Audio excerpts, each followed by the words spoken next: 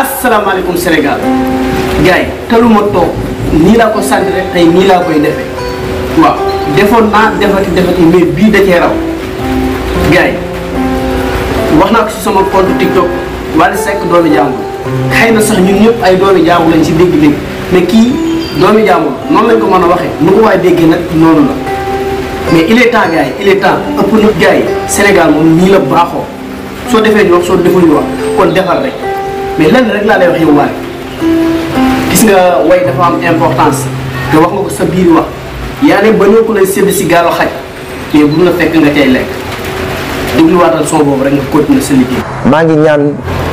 Wally looy ñaan. yàlla na ma yàlla àtteeg ñi ma koy waxal. Wally bul ñaan rus ma si rek. baalu ma leen ko tey baalu ma leen ko ëllëg su fekkee nag mës naa ko def wala dama koo doon yàlla na ma yàlla weer ci nu mu gaawee nu mu gën a gaawee ci barke yonent bi. yàlla xam na ne yow yàlla du la weer loolu moom leer na ma nag Wally nga ne beneen bi ci topp nag. beneen bi ci topp mooy métti na métti boo xamante ni léegi sax dañuy yebal ay nit ñu ñëw ba sama kër ñu dañuy dugg par force. ëpp na trop c'est trop.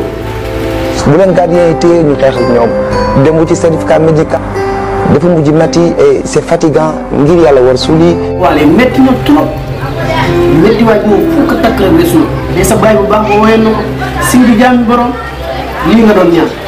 ma bokk ci association ni lobby mais la ci de près ou de loin lobby boobu ngeen di tudd muy borom lobby ñaari tur yi musuma bokk ak ñoom musuma bokk ci ñoom du ma tudd seen tur nag di def promotion bi sax comme ni ngeen koy defee ñenn ñi ci sénégalais yi du ma ko def musuma lekk seen xaalis bugguma seen xaalis te du ma ko lekk ilaa yow mi diin yàlla teral na ma maa ngi sant yàlla.